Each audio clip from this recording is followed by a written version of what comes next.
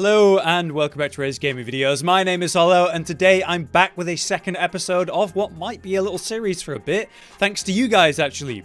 This is a video all about things you didn't know or might not have known in Elden Ring. After a few hundred hours, I found a few things that I thought were interesting that are maybe lesser known. And the video went down so well that we have to come back and do another one, especially because a lot of you guys dropped some comments with interesting or unusual things that even I didn't know. So we're going to include some of those in today's video, so a huge thank you for that. Let's get started then. Alright, to get us started then, I have one that is from you guys on the first video. A really good tip actually. Chabris Woe is a talisman that quite literally draws aggro or aggression to you. So while you've got this equipped, it's more likely that enemies will target you than anyone else in the fight. So what you could do is equip that talisman. Summon Best Boy or Best Girl or Best Mimic rather specifically, who is obviously equipped with that talisman, taking more attention. Then we just unequip it, so now I don't have that extra attention, and the Mimic does. Let's see how that plays out in an actual boss fight. Okay, yes, immediately upon the Mimic becoming like in range, turned away from me and went straight to the Mimic. Now it's just running over there. Once again, it looked at me for a second, then it turned away to go straight back to the Mimic. Oh, that's cool. We're both using the different Ashes of War in this build.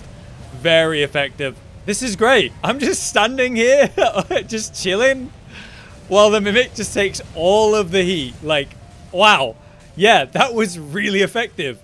That's a good tip. Thank you, guys. To get this Chabris talisman then, you want to come here to the Frenzy Flame village, which is at the northeastern point of the lakes. You need to come up the road past the Frenzy Flame tower, quite near the main lift that you go to. Anyway, in the middle of the village, basically where all these knights are chilling towards the end, is the talisman just on the floor on that body. Very easy pick up one, that one. Next is the power of the torch. Specifically though, we're talking about the Sentry's torch, which has a very important and useful effect to reveal invisible enemies, like say the Black Knife Assassins, which are really annoying. There's a few of them that are invisible in the game, and every single one is super irritating to deal with. However, what if you could just pull out a torch and reveal it and make the fight a lot easier? That would be great, wouldn't it? Well, you can. With the Sentry's torch, that is exactly what it does. It requires 15 strength, 8 dex, and 15 faith to use, but apparently you don't actually need that. As you can see, I don't have the strength to actually use it. And yeah, despite that, even if you don't have enough faith, it should still work.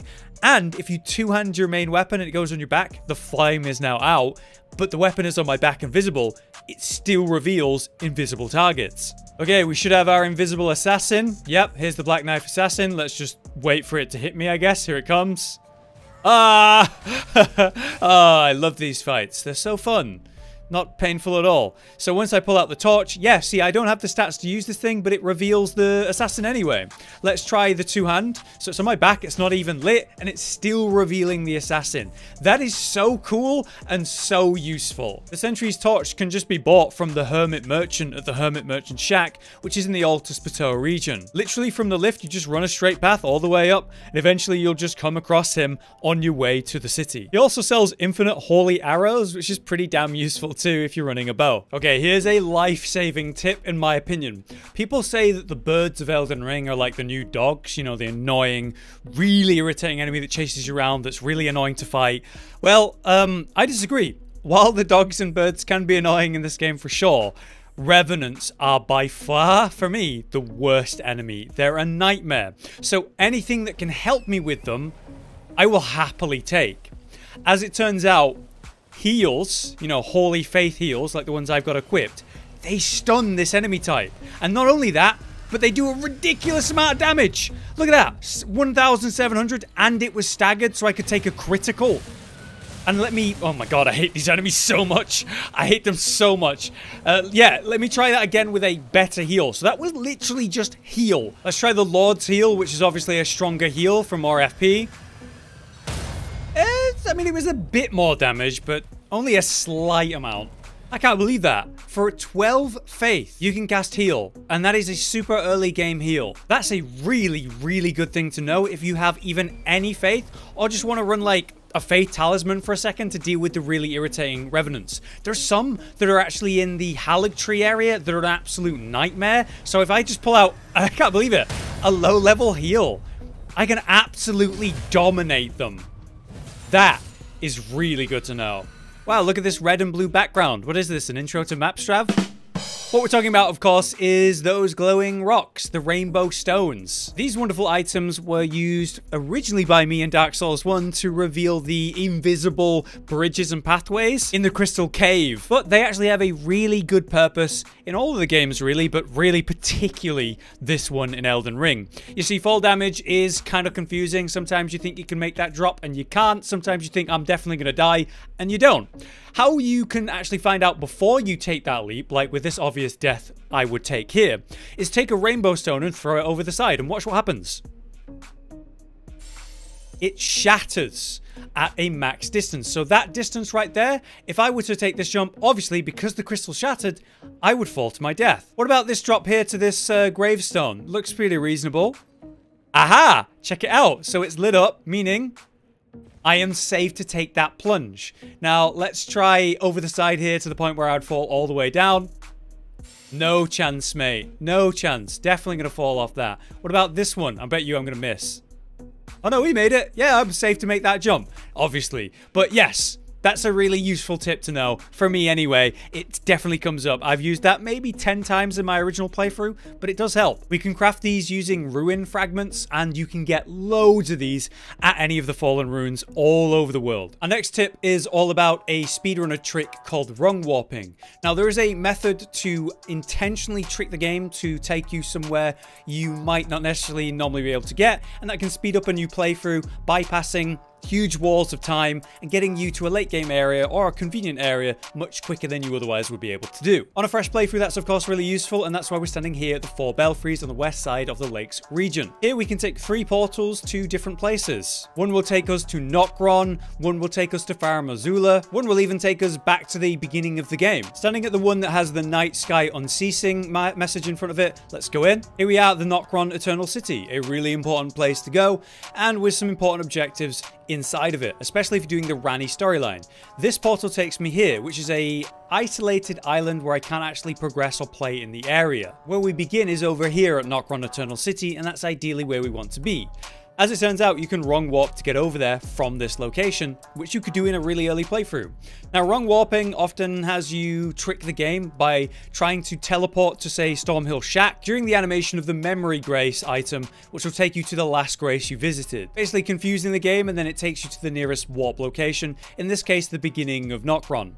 Instead of doing that method, we're going to do the much easier one. So what I'm going to do is I'm going to try teleport to the Table of Lost Grace, or the Round Table, and as that teleport begins, I'm just going to close the game. Literally Alt F4. Now the game is closed, I'm going to reopen. And as we load in, I am now at the Siofa River, and hey, I'm actually in front of the boss fight of the Mimic tier, right here. So I have teleported from this location all the way over to this location, and I could do that literally on a new character, I don't know, at level 10 or something. And that means we could go grab the Finger Slayer Blade for Ranni very early in a playthrough, or get the items that are here in this area, like the Mimic tier summon. Pretty useful. At the Belfry with the Crumbling Lands message in front of it, we're going to go in this one. And here we are at the Crumbling Farum Azula, except not really. We're on the island that's overlooking the whole area. Once again, we can rung warp over here by using the same method, which is really easy. We're going to, once again, try to teleport to the Round Table, or the Table of Lost Grace, and as that is going, I'm going to close the game with an Alt F4, or whatever closing method you're going to use, and reopen the game. And we have now loaded back into, hey, the Crumbling Farum Azula at that bridge from that island.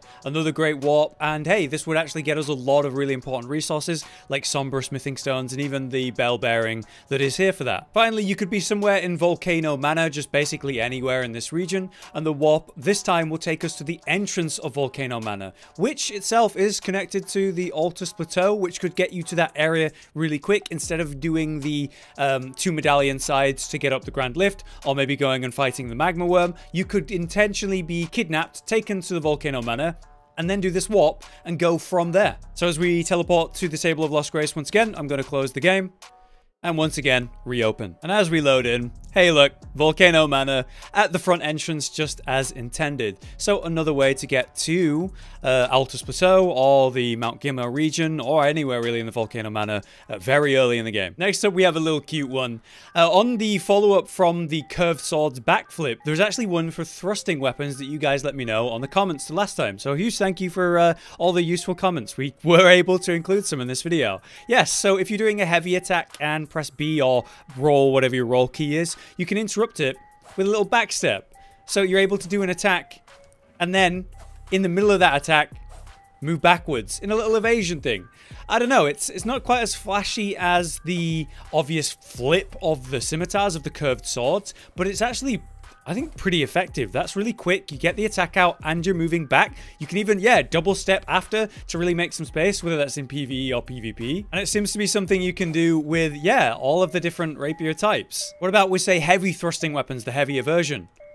Oh, yeah, you can even do it with those. Awesome. Okay, not like a super crazy thing, but I've got to say, that's neat. I will keep that in mind for any thrusting weapons I use. Here's one that's going to be funny to explain. So as I am in this rot, I am getting rot build up, obviously.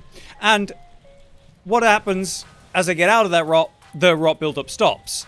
But if I roll in the rot, I get covered in it. It builds up faster, and as I'm no longer in the rot, it's still building up. But if I use the item soap, I cleanse myself of all that gunk on top of me. I have literally, like, wondered, okay, why is there soap in this game? And I went and read the description, I was like, oh my god. I didn't realize that, so I had to put it in this video. Some really cool details there. You know, you used to be able to roll through things like that, and it would slightly move you through it faster. I like that they made it worse to do that, and then you actually have an item that is perfect, and it actually removes all the gunk on you visually as well. What a neat detail. We can craft soap using melted mushrooms found around the Eternal City, aka Nokron. What a weird location to only be able to find the thing we need for our soap. To be able to craft soap, you'll need the Nomadic Warriors Cookbook number 17, which comes from, yes, Nokron, which makes sense based on what we just said about Nokron. You need to buy it from the abandoned merchant in the wall here. So from the Worshipper's Woods Grace, follow this path.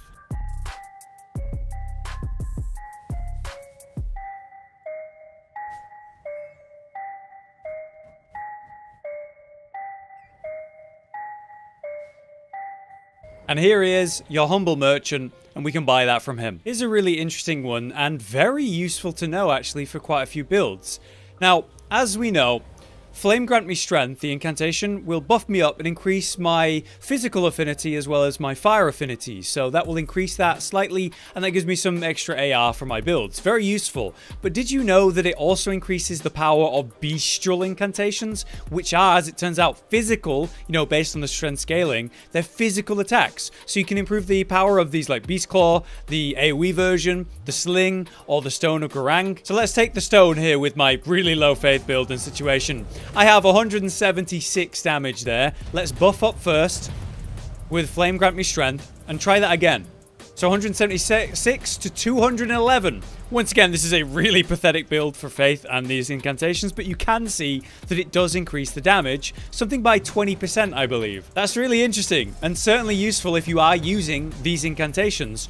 And in general, man, like, God, it's so worth to run Flame Grant Me Strength, so another benefit to that. And I nearly forgot to mention as well, that does include Pest Threads. One of the best incantations, in my opinion, really good in PvE or PvP. You can make that stronger with Flame Grant Me Strength as well, because it too is a physical incantation. Our last tip or thing you might not have known actually comes from our series on the channel, When Elden Ring Breaks. Josh runs a viewer-submitted series where we're looking for crazy and weird things that happen in Elden Ring when the game literally breaks, you know, when something doesn't work as intended or something unexpected happens. It can be quite interesting or funny. In the most recent episode, we saw a lot of comments about people not knowing about the grab attack of the Elden Beast, the final boss. Yes, it has a grab attack. Its hand sort of winds up, glows and charges up that orb, and then it grabs you with its hand. And then it basically holds you in place using a rune arc and then impales you so many times you explode like the sun. It's insane. And it makes me think, actually,